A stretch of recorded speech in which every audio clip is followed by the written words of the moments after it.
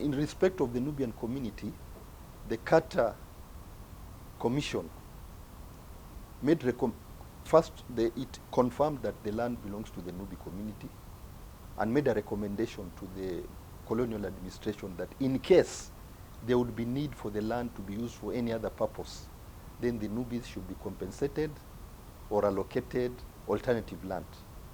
That's what the Carter Commission did.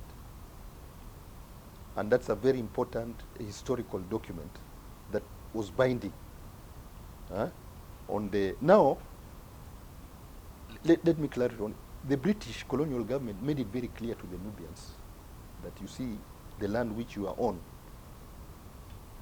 which was 4,197.9 acres, is part of the CBD of Nairobi. They told the Nubians clearly, this is part of the CBD of Nairobi. Now, we want to relocate you from here because this is going to be part of CBD of Nairobi. They told the Nubians, now we have to look for alternative land for you. But that process of identifying an alternative land did not come to fruition because various areas that were suggested to the Nubians, the Wazes rejected. They mentioned Shimba Hills. Wazee wakasema hapana, hatuwezi enda Shimba Hills. Yeah? They recommended some Kibiko. Wazee walikata. So there was no consensus on the alternative land. This matter was not concluded during the colonial period. Even during the time when my father was the MP, that issue was still on the table. During his tenure as an MP, the government of Kenya now, after independence, offered the Nubians a place called Masimba. Do you know Masimba? Mombasa Road. The Nubians were still offered where? Masimba. But the Wazes told my father, no, we are not. They refused. They refused Masimba. Then thereafter, the Nubians were offered some land along the river. Did you hear that story? Nubians were offered land along Mombasa Road here at Mavoko, 2,000 acres. That also did not materialize. Because that land, we were told very early on, was to be part of CBD. And now, part of the challenges we are facing now is coming to pass. Sindio? The land was being taken pole. And you can see the developments that are taking place. Pole. But that's another issue. Let me come to chapter number 3. How did the Nubis lose the land? There are some villages, I classify the Nubian villages into two. There are villages that have become completely extinct, doesn't exist. Sarangombe was a Nubian village at Jamhuri. It does not exist. Only the name. Lomle does not exist. Toi does not exist. Galalima does not exist. Langata does not exist. Yes, those are area Galalima yo. It had those names. Those villages don't exist because they're extinct completely. The villages that exist now, Makina, Kambimuru, Kambilendu, Kambialuru, Lindi. These ones which they are calling, these other ones which are, Makongeni was part of Makina. It was not a village. Mashimoni was not a village. It was part of Lindi. And Lainshaba. These are the villages that still exist. But now, even if you look at the way it exists, look at Makina, for example. See, there's a law court there. That land was taken. There's a religious institution there, next to the law court. See, and along the area facing Toi on the other side, when we were in the task force, we discovered that there were some individuals along Kilombero area who are not Nubians walipata title. Eh? They got the title. This is around Makina area. Go to Kambi Lendu. A big portion of Kambi Lendu was in Nairobi girls. There was a mzee there called Ramadan Jabir, Ramadan Bizu. He was just away. By the way, if you are in Nairobi girls, do you see some flats facing Kibra? That was part of the Nubian of that mzee's land, Ramadan Jabir. It was taken. Let me take you to Toi. Toi village. You know where Toi market is? Do you know Calix? Calix was part of Nubian. That Calix ground used to belong to a mzee called Abbas Fatabab. You know that family? That place was his. It was taken. You know where Toi Primary is? That was Nubian land. There was a football ground there called Spearhead, which was an alternative ground where Nubians used to go and play football. Part of Toi, you see there's a petrol station and you see some flats there. Sindio? Kibra Plaza and some other buildings. There was even somebody who came and put a church there. Is it the Chinese or somebody? Was it Korean or somebody? Korea. Yeah, now there's a mosque. Do you know those people around Toi Market, that area, those people have got titles. There are frequent fires, unaona huko. So unasikia kuna frequent fires. I suspect it is the owners who are trying to get. There are people who have got title. I recall in 1983, somebody came to me and told me, he showed me a gazette notice. Kuna land zinauzwa Toi. And he had asked me to apply, and nikasema, I just asked myself, if I apply for this land, and this land used to belong to our people, if I get it, how are my people going to see me? So nikasema, no, I cannot apply for this land. So there are some individuals there, walipewa title. But the good news about Toi Market is this, residents of Toi. Not all things were bad there. The good thing about the Toi Nubian village, 15 families of Nubians who are displaced there were given alternative land at Huruma by the government on the intervention of the MP, who was my dad at the time. He intervened na Mempewa. Some of those Nubians still have the plots at Huruma, wengine waliuza. That's as far as Toi is concerned. Makina, you know the story of Makina.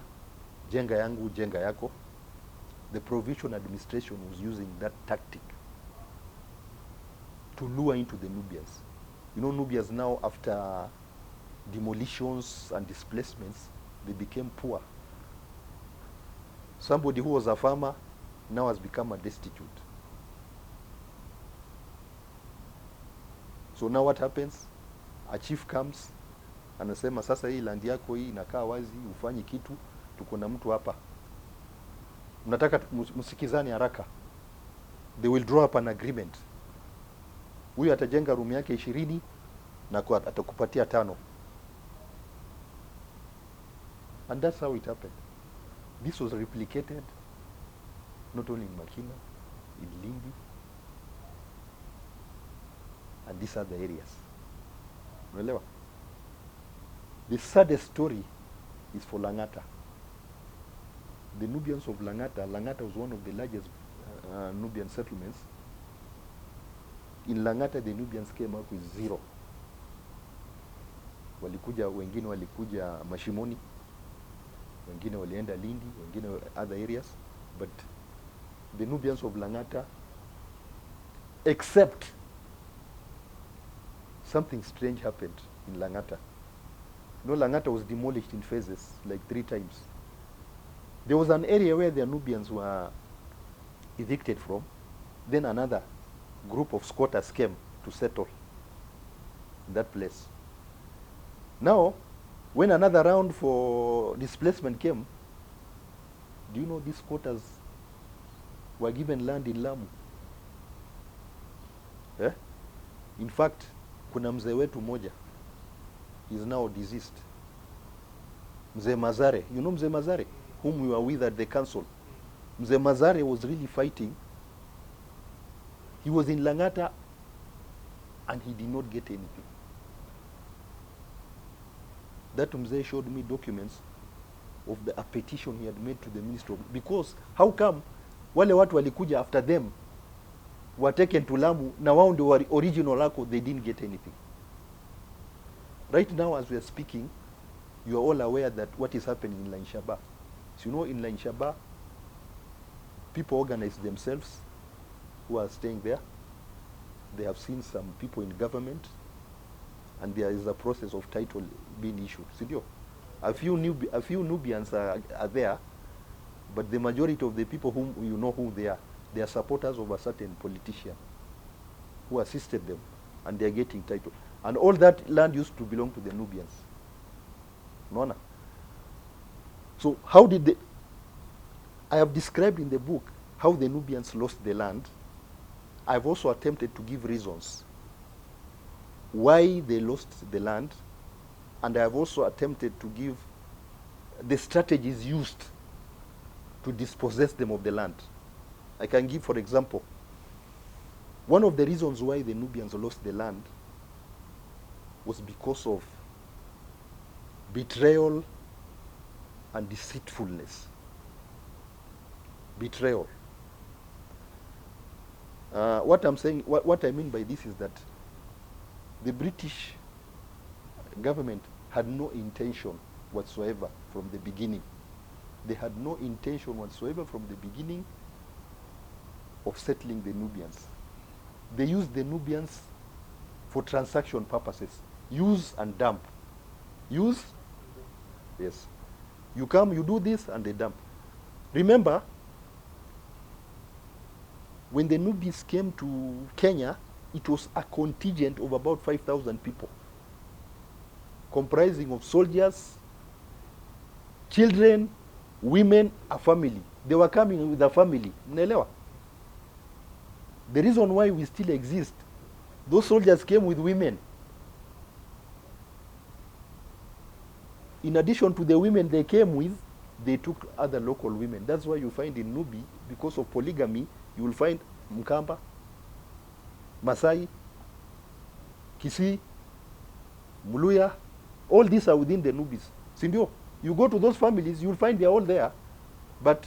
And the Nubians were polygamous. If they find a young, like, let me give you the example of my family. One of my great-grandfathers, they found a young lady from Kisii on the way, na wakamchukua.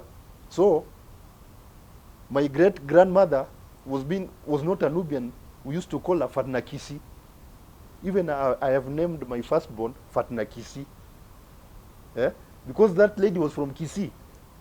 Do you know where Wakinari, Apo Makina, where he shop ya Makori? That's where she used to stay. Unaona? So there was betrayal. Number two, the Nubians were vulnerable.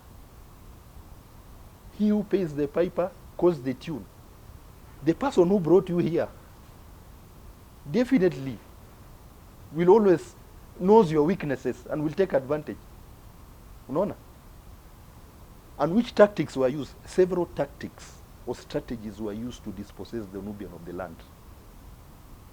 One of the strategies they used was to change the law. Yeah? They would change the law to bring, because the land was gazetted. You know, even in Kenya, if the government gazettes anything, it is legal. Sindio? So what would they do? They amend the Land Act, or Land Ordinance Act at that time, to bring this land under crown land. Unasikia? Once the land becomes under crown land, it now becomes government land. Sindio? Then now they do whatever they want. Another strategy which they used to do to impoverish the Nubians was that they would change policies. Taxation policy was changed. Initially, when the Nubians were given shamba passes within the 4,000 acres, they were not subject to hard tax. But now, after some time, you are told now, bwana, ukitaka kujenga hapa, utaanza kulipa hard tax. You are not paying tax, you are told to pay, to make life difficult for you so that the land can be taken. Unaelewa? These are some of the tactics that were used. I've described quite a number, but these are some of the tactics that were used. And then the other tactics that was used was this one, chiefs were used. Administrative action. Jenga yangu, jenga yako. You see, at some stage, the chiefs used to come and forcefully allocate your land. Because now, the land, since the law was changed, the land now becomes state land.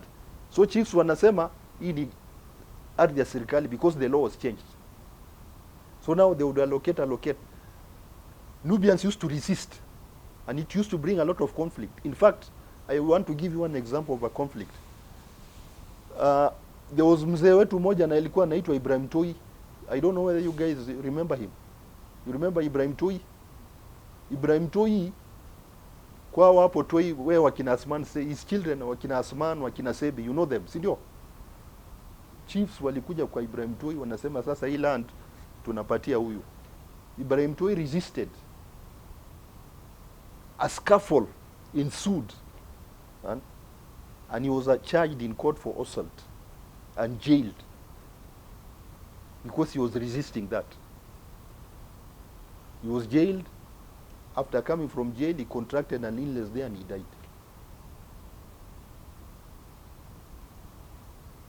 Laws were changed. Policies were brought in. No. There was administrative action by chiefs. And so on. That's how the Nubians lost the land. I'm giving this background so that when we now look at what was their struggle, in order to understand the Nubian struggle for land rights, we have to look at the various generations of Nubians. We had the first generation who were purely Askaris. The second generation of Nubians were also, some of them were Askaris. They fought in the Second World War of 1936 to 1945. The first generation of Nubians were not very interested about the land. They had a unique attitude towards land. Arbiala, in Nubian, they're saying, Arbiala Gibio, all this land belongs to God.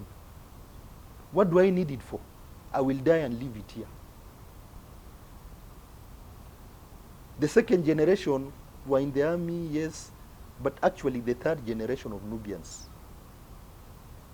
are the ones who started the real struggle for the Nubian land rights.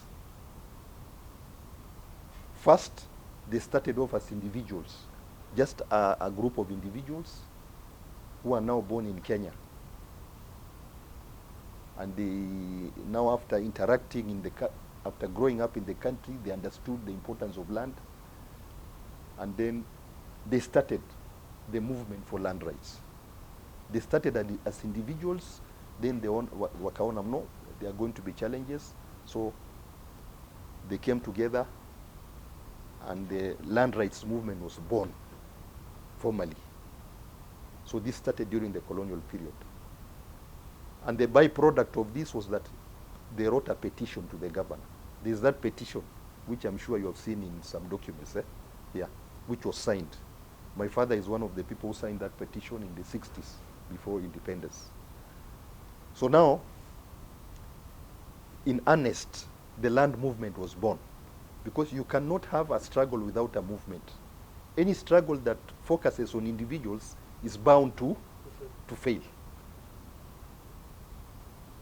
That's why I was telling you, the youth must now take over the struggle.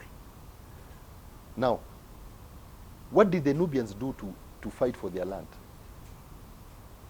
This is actually the title of the book, The Nubian Land Struggle for Land Rights in Kibra. Various strategies were used. But as usual, you know, the strategy starts off by making an appeal. They would make appeals to government leaders, to presidents. They used to have access. Wanaangalia Jomo Kenyatta, oh, give us our land. Moi, give us our land. Whenever there's a function, they would write memorandums, petitions, various groups. You will see there are pictures of people who went to see, wanaandika memorandum, nini, yeah, appeals to government officers. Then, when this was not enough, they would also make, now when we had new laws in the country, promulgation of the new constitution and coming into new legislation, they would make appeals to institutions that were created. For example, one institution which the Nubians made their appeal to is the Truth, Justice and Reconciliation Commission of 2013. Yeah, they made a petition.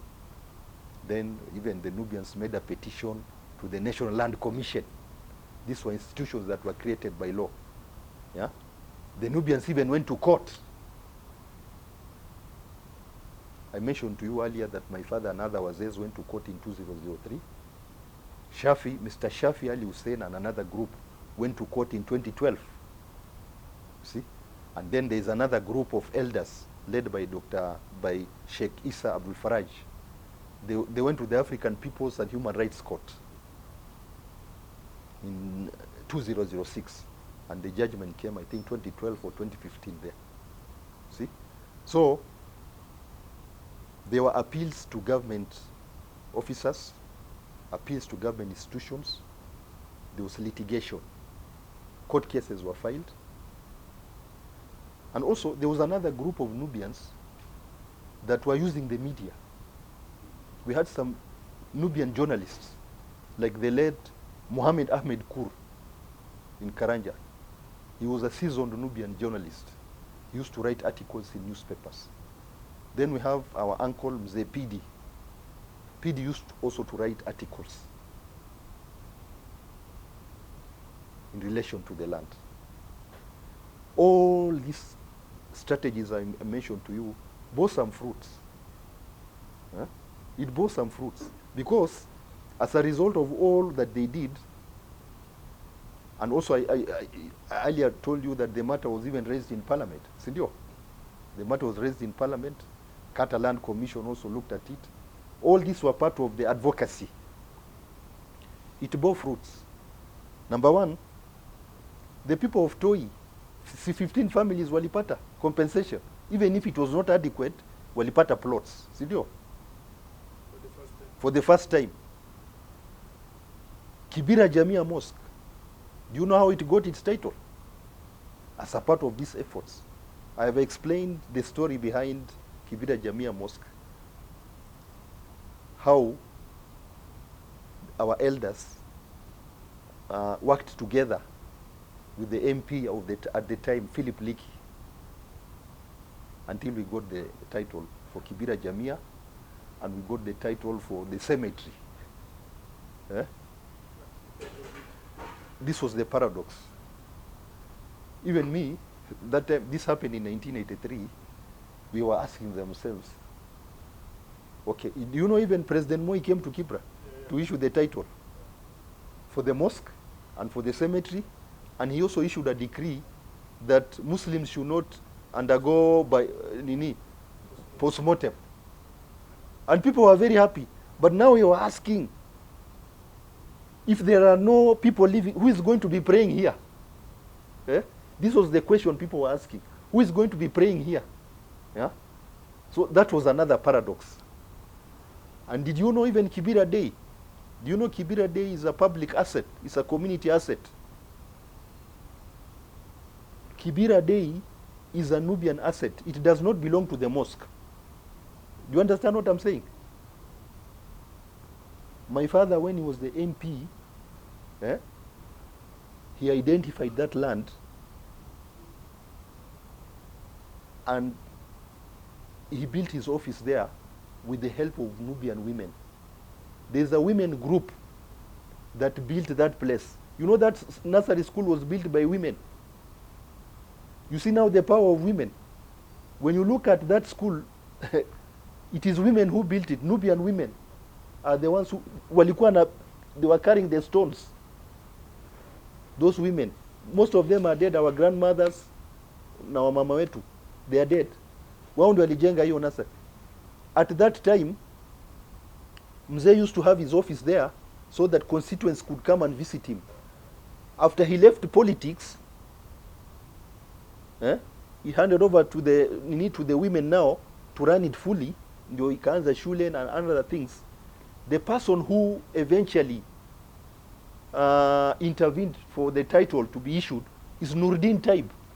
So you know Nurdin? Nurdin is the one who was a nominated councillor that time. Nurdin is the one who fought for the title to be issued.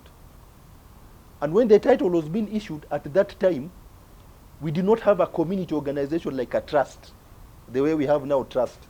So the only organization that was in place was the madrasa. So they agreed, let this title be held by the madrasa on behalf of the community. And there were trustees who were appointed. One of the trustees who is still alive is Mzee Mahado, Mzee Ambar, Nurdin. All the other trustees are dead. Do you understand? So, but the madrasa people think that they own the land. This history must be very clear. That land belongs to the community, not to the mosque. The mosque was, the madrasa was only being used to hold the land, but the land belongs to the Nubian community. So those were the achievements. Tulipata hizo title, Kibra Jamia, Cemetery, Kibra Day, and the most important achievement of that struggle was that a court of law, the African court, acknowledged that this land belongs to the Nubi. Once a court of law says, this thing is yours, see, that is the biggest achievement. The biggest achievement is not even the titles that we got for those pieces of land I've mentioned, was that the Nubian land rights has been validated by a court of law. And this paves the way now for the Nubi community to pursue historical land injustice. So this is the summary of how they struggled, and then I move on to the last chapter, which is how did successive governments in Kenya address the Nubian land rights. I've explained what happened during, just an overview, what happened during Jomo Kenyatta's time, what happened during Moi's time, what happened during Kibaki's time, what happened during Uhuru's time, and what is currently happening now. Yeah. So those I've highlighted it into summaries, so that people can see in which regime did what. And then I've come to a conclusion. The conclusion I came to is that the Nubian land rights movement, although they have made some significant successes, there are emerging challenges, and these are very serious. The first emerging challenge is, number one, how can we safeguard 288? Number two, how do we develop 288? Number three, how do we pursue historical land injustice for the balance of the land? And I've said in the book that this requires a new skill set, new leadership, new thinking. And I have made a rallying call to the Nubian youth, who make 80% of the community, to step forward and lead the community into progress, prosperity, and development, because this is their time. For me and my age mate, we can only advise and guide, but we should not be in the driving seat. We can work together with you, but you guys should be in the driving seat. I want to scare you, but the 288 is at a very big risk. Earlier on, we talked of developments taking place around Kibra, and we're being encircled by development, and we're remaining an eyesore. The current regime has tried to work with us as a community by forming the task force, basically to help us develop the land. But apparently there are issues. Yeah? Some of these issues are in court and we cannot discuss about them. But my message to my community, the Nubian community, the land is at a big risk. If we don't put our act together and build the land soonest, after 2027, the land is gone. I'm not scaring you. This is the reality. Where am I focusing on the youth? The youth are well informed. You are agile. Old people like us, we are resistant to change. But you guys, you embrace change very quickly. Let me tell you, my own thinking is this. When the task force was formed,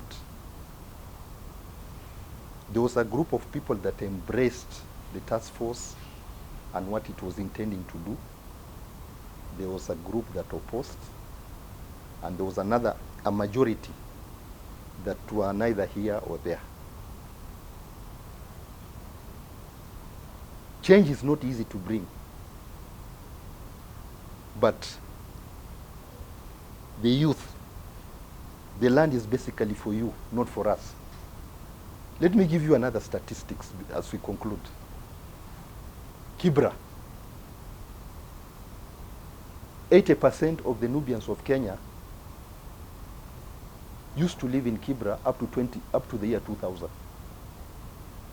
80% of all Nubians in Kenya used to live in Kibra up to the year. Now let me ask you. I was even there. Where am I now? Am I in Kibra? You know Nubians who are in Ruai. So you know where Nubians are in Ruai? You know Nubians who are in Joska. You know Nubians who are in Kamulu. You know Nubians who are in 26. Nubians who are in Mala. All those Nubians used to live where? They have moved away. Sisi, what was Sabaki, at River, Mlolongo, Kitengela, do you know how many families are living around this area? About 50. 50 times 4 is 2,000. Sindio? But that group I'm mentioning to you of Ruai, they are the biggest. Have you attended a wedding there and seen? You think that you are in a Nubian village. Sindio? Yeah? The majority of Nubians have moved out of Kibra because of uncertainties about the land. I'm living here. Do you think I'll go back there? I'm already out. Why did I move out of Kibra? Uncertainties about the land. Every Nubian elite, even you, when you make it, unaenda malingine, unaenda tafuta. Sindio? Eh? There is hope. There is hope if you, the young generation, mean business. Do you mean business? Are you waiting to be told to take your destiny into your hand? We are not, when I'm advising you that you have to be active, I'm not saying that you break any law. You don't break any law.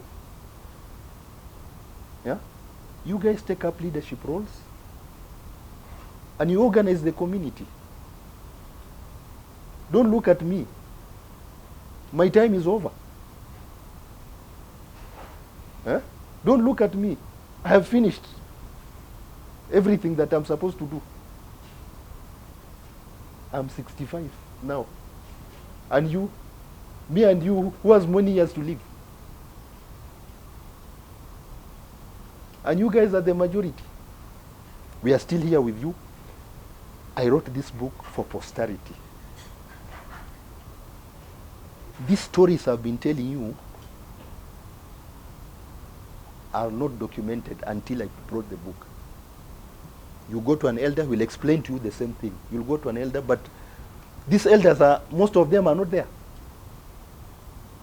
So I wrote the book for posterity, for the future generation. My expectation is that it will inspire other community members to do even better than what I've done. Mine is just a summary. You guys can do a better job. There are so many gaps I've not been able to explain because of time and so on and so on and so on. You guys can build on this. You can go deeper than when I started, I wanted to write the whole Nubian history. For 3 months, I fumbled. I couldn't. It became very difficult until I said, let me settle on land. Land is easier. And I've only touched the surface. A lot I haven't said. But now, whoever will come will have a baseline to work on. What did so-and-so say and do? He did this. Can we move to the next level?